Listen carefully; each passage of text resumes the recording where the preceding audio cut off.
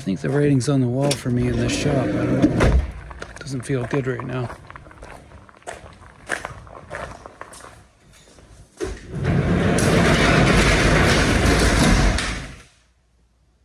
I have to rethink everything.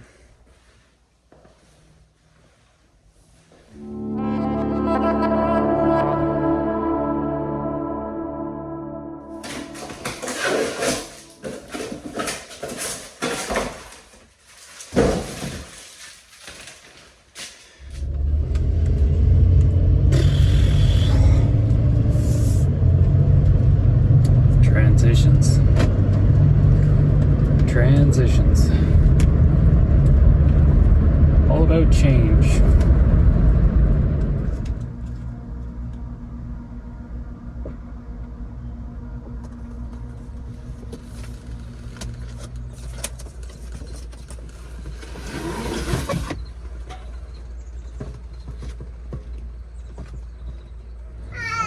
Hey kiddos, what's that? What do you got? It's a ball. Oh, cool. Good morning. Want to say hi to YouTube? I find it at the park. At the park? Yeah. All right. Cool, man. I got one from too. Well, you got some too. You got a pocket full of them. Yeah. Yeah. I don't. Hey, buddy. I Morning. don't. Go get a coffee? Yeah, let's do it. All right. But firefighters stayed to protect Yeah, thanks a lot, man. It's gonna be good. Oh, you're welcome, man. Yeah, I wasn't stressing about that thing anymore. It was on its way for a long time. Oh, yeah.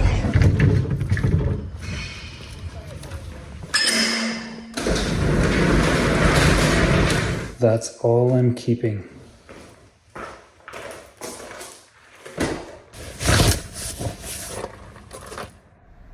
It's one of those things that deserves a bit of explanation, but I just don't know that it's appropriate to share any of that.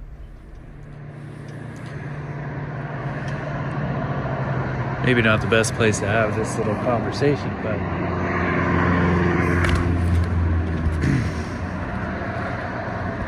it does give it a little bit of perspective to share the view there. A little bit of smoke. It is pretty noisy with the traffic. I can definitely feel it in my chest. But I got very little to complain about with this because there's people out there that are literally lost their homes in their cities and full islands almost. Maui. Yeah, fire, man. It's a force of nature.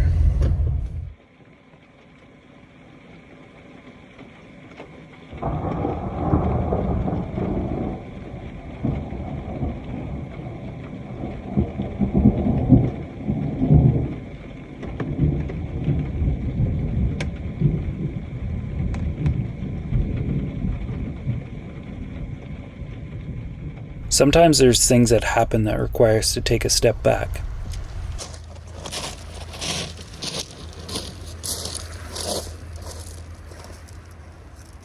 In my case, I turned my camera off for a while, and then I made my way out to this quiet place to cast a line and reflect.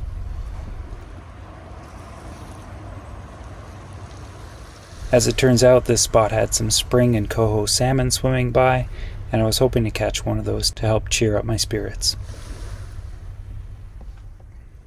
After some time, I finally decided to suit up and go for a dive to see if I could at least spot some of them swimming by.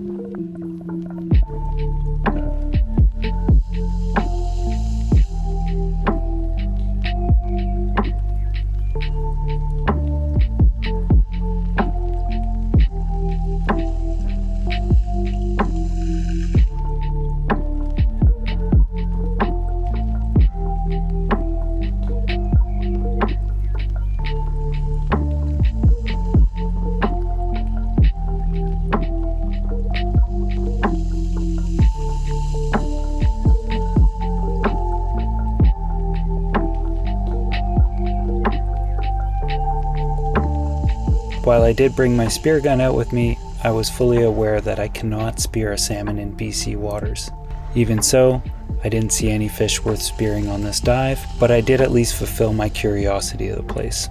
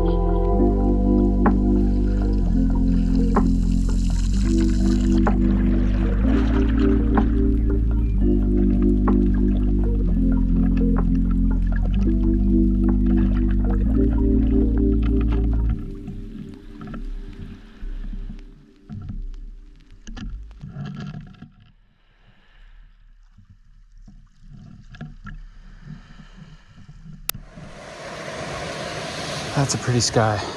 Wow. There's a bunch of people down there just enjoying this sunset. So I'm just putting stuff away. I might just stay right here where I am tonight and not leave this spot.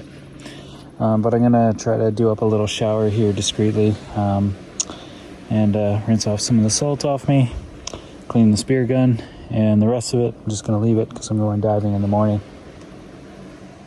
Destiny is a funny thing. You never know how things are going to work out, but if you keep an open mind and an open heart, I promise you will find your own destiny someday.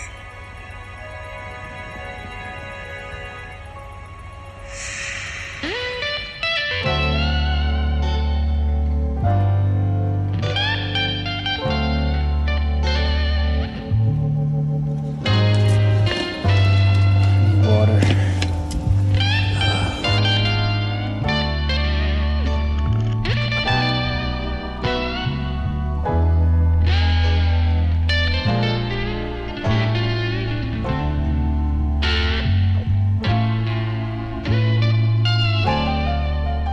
There's nothing quite like the blues when you're in the blues, and diving with a good buddy also takes the edge off of everything. This is my new friend Jordan, and it was a pleasure to dive with him on this really good viz day. That's a big sunstar.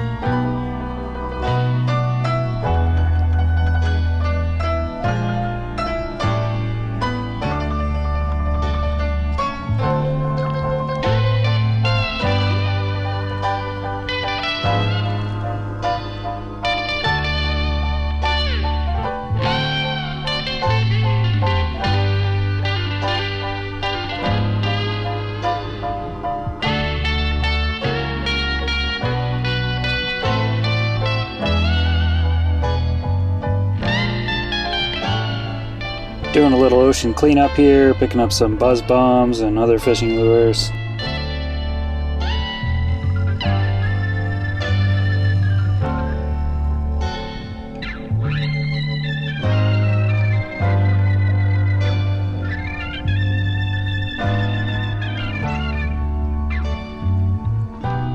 So far, this is the biggest herring ball that I've come across, and it was really fun to swim with them.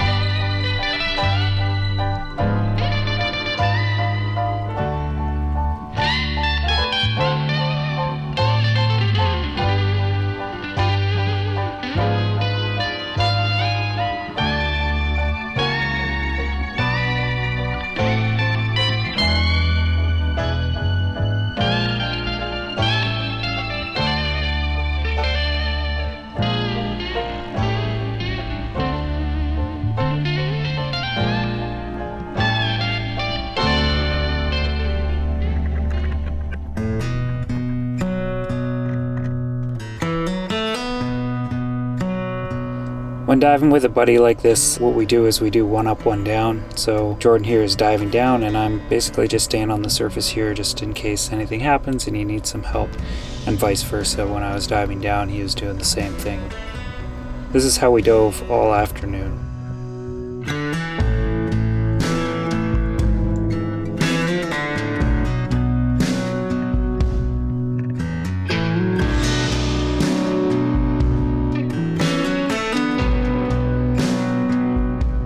These rockfish are a little small, but I was thinking about shot placement and how there's a really bad backdrop for shooting here.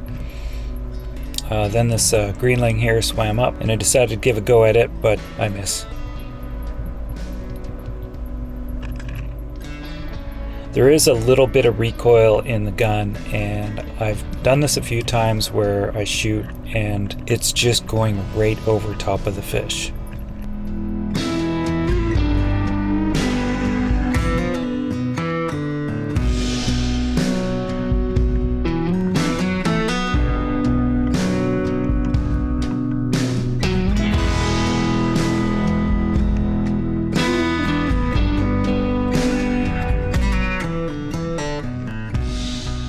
This time I finally get it. It is a small target. You're basically aiming for the brain of the fish, just behind the eye, so it is easy to shoot over top of the fish, but when you do hit that spot, it's lights out on the fish right away. It's a good ethical way to do it if you can do it that way.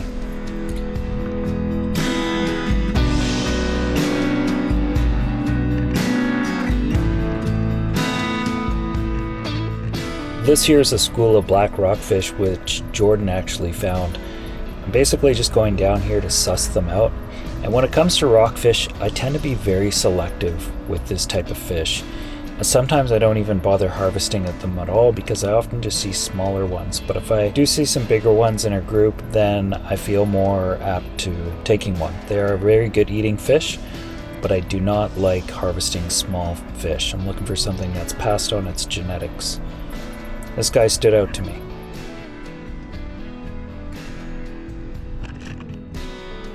It's still not a really big one, but it's definitely going to give me a few meals. On the other hand, if you're line fishing, you often catch these fish as bycatch, and when you bring them up to the surface, their swim bladders come out of their mouth and it's difficult to release them back into the wild.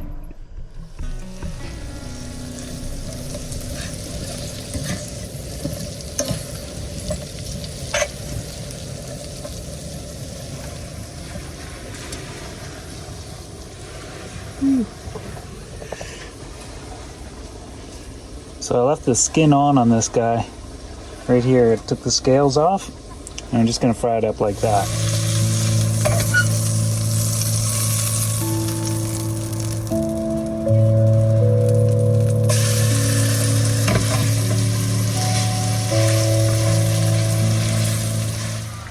There we go, man. Nothing beats fresh fish from the ocean. Whew.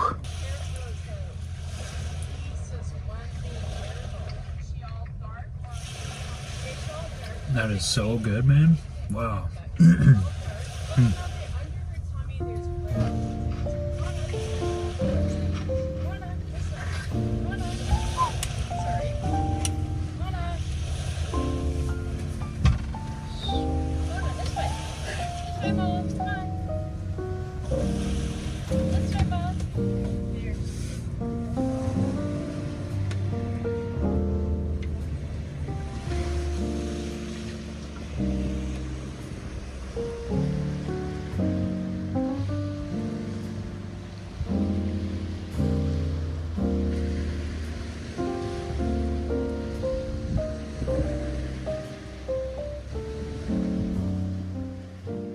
All right, resituated for the night. The fish was good, and I just took a break after that one, picked some berries, and I didn't even eat them tonight. I'll save those for later. But I figured I'd summarize a few things just about this change recently, you know, moving and leaving the shop.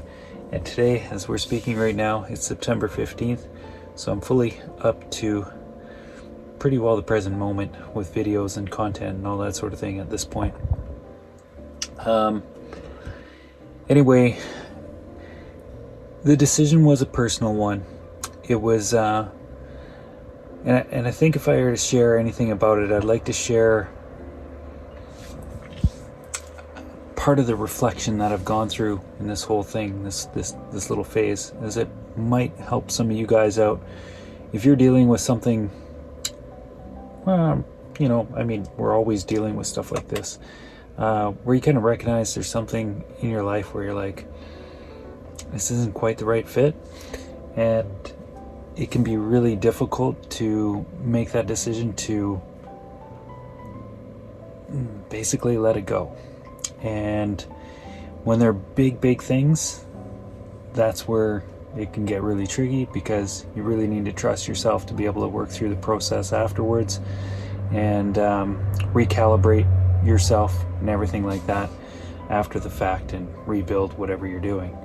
In my particular case with this, it's changed a lot for me in terms of like what I originally had in mind for the shop, and I've totally just kind of released that whole thing at this point.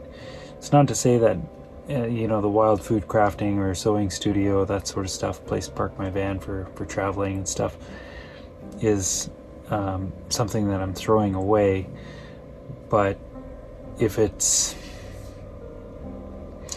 there was a bunch of resistance around it, which there was, it was just like it became clear to me that it was better just to move away from it.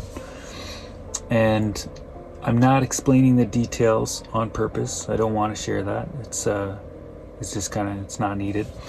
But in the case where something like this might be going on for you in you know, any aspect of your life, maybe it's a small thing, like it's just like a little tiny habit that you have, and you know it's not really serving you, and you know, you're struggling to let it go and move on to something else. If you can start with those small things and build that capacity within yourself to work through those adjustments by letting those things that no longer serve you go, and then in a sense you're creating a little bit of a void in your own personal energetic, you know, situation. If you're conscious about it, you can work out a different way of filling in those spaces and move something positive in there, something that's constructive, something that you invest part of your own energy into, that you're going to get something back out of. And you can do that on these little tiny things, and it's good practice. And then when you have these bigger things that are you know, take up a lot of resources and time and energy, then you have a better practice and capacity to be able to deal with it. So I might be able to explain all that better, but these are the words I have right now in this moment. And I think yeah, I mean, it's I don't know, I think we're just gonna leave it at that. That's what I have to say about that kind of thing.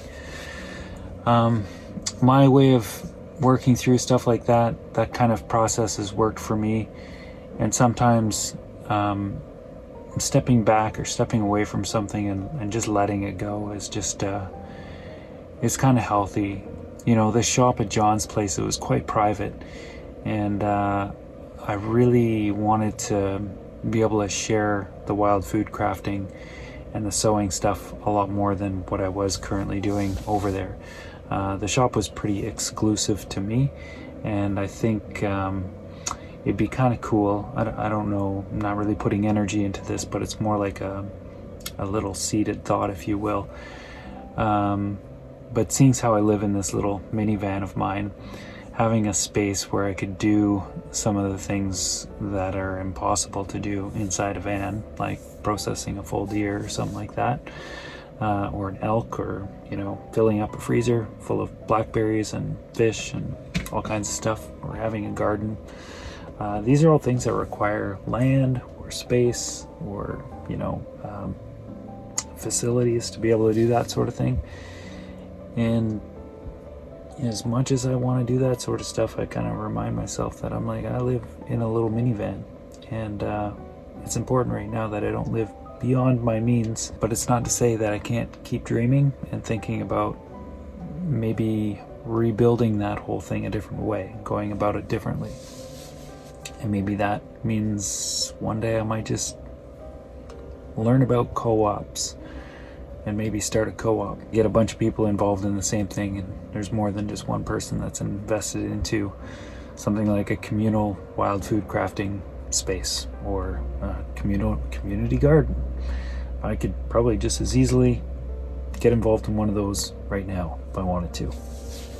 But these are all just thoughts, and I'm gonna let them bounce around up there for a while, and I'm gonna continue to. I've been doing a lot of meditation lately, so I'm gonna continue to do some of that and try.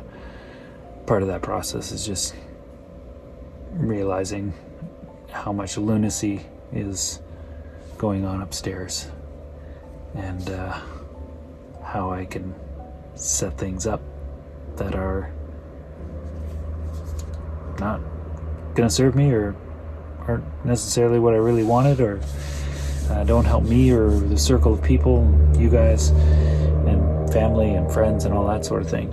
So I don't know, meditation's helpful for me these days.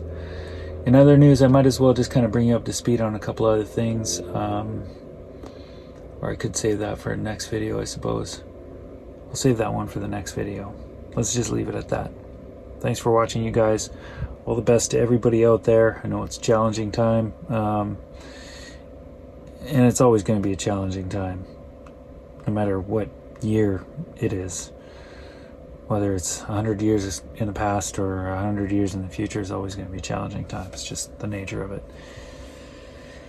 And that's it. I'll let you go. I feel I got a headache coming on. And I'll talk about those in the next video, because those are crazy. I'll see you later. Bye. Might as well just talk a little bit about them now, since I don't feel like covering it again later. These are cluster headaches. I get them once a year, and they are menacing. Anyway, I think I'm over them now, or I'm at the tail end of them. Fingers crossed. This was in a shopping mall parking lot. It just, every time I get them, I have to stop what I'm doing and just be in pain. Anyway, if you are experienced with cluster headaches, you know exactly what I'm talking about. Not the best place to be having a headache, but I had to lay down.